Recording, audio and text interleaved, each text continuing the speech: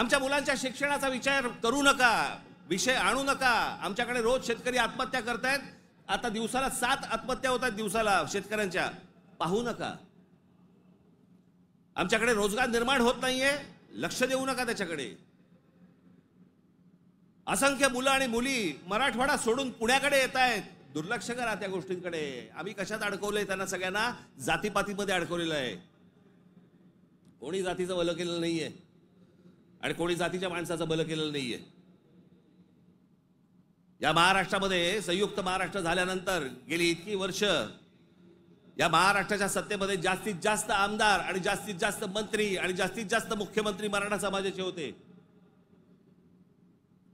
मग मराठा समाजाला आरक्षण का मागावं लागतंय? काय केलं या आमदारांनी आणि काय केलं या मंत्र्यांनी आणि काय केलं मुख्यमंत्र्यांनी? जर माझ्या मराठा समाजाला जर समजा आरक्षण मागायला लागत असेल, मग एवढे आमदार आजपर्यंत का निवडून दिले? एवढे खासदार आजपर्यंत का निवडून दिले? एवढे मुख्यमंत्री का झाले? एवढे मंत्री का झाले? मग या लोकांनी काय केलं? जात जातीला कधीच सांभाळत नाही।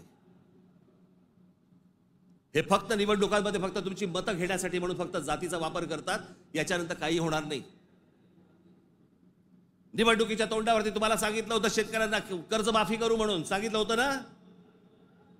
काल अजित पवार बोललेत 30 तारखेच्या आत पैसे भरून टाका, कर्जमाफी वगैरे काही होणार नाही। म्हणजे निवडणुकीच्या तोंडावरती तुम्ही वाटेल त्या गोष्टी बोलणार आणि निवडणूक संपल्यानंतर लोकांनी भाबडेपणाने मतदान केल्यानंतर तुम्ही आता ऐन मोक्यावरती बोलणार की पैसे भरून टाका म्हणून। अरे वा! महाराष्ट्रातल्या जनतेला मला हे विचारायचं आहे की इतक्या भाबडेपणाने तुम्ही मतदान करता तरी कसे? ही लाडकी बहीण योजना,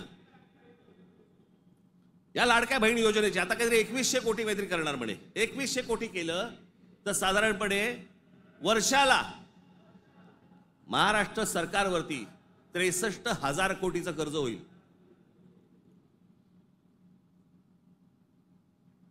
म्हणजे साधारणपणे 5 वर्षाचे काढा तुम्ही, किती होतात? 3-3.5-4 लाख कोटी होतात। हे फक्त वाटण्यात, ते वाटू शकत नाहीत, सरकारकडे पैसे नाहीत। ही योजना बंद होणार। अहो, कर्ज काढून दिवाळी साजरी करायला सांगितले कोणी?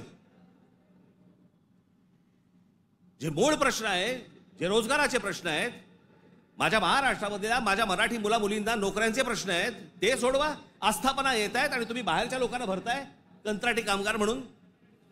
माझ्या महाराष्ट्रामधल्या मुलांना कळत नाहीये, मुलींना कळत नाहीये, कारण आम्ही गुंतवलेत कशात? आम्ही जातीत गुंतवलेत। मारामाऱ्या करा, डोकी फोडा, व्हॉट्सअपवरती जातीत शिव्या घाला,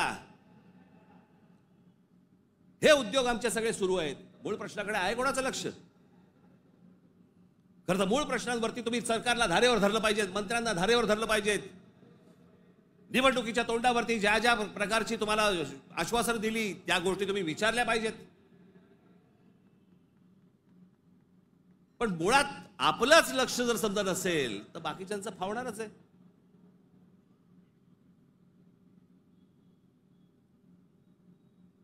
तुम्ही सगळे या जातीपातीचे सगळे भेद गाडून तुम्ही एक मराठी म्हणून उभे राहायला पाहिजेत। बाकीच्या राज्यांमध्ये बघा, तामिळनाडू बघा, तामिळनाडूमध्ये हिंदी आणतायत, नाही म्हणून त्यांनी सांगितलं येऊ देणार नाही। केरळामध्ये येऊ देणार नाही।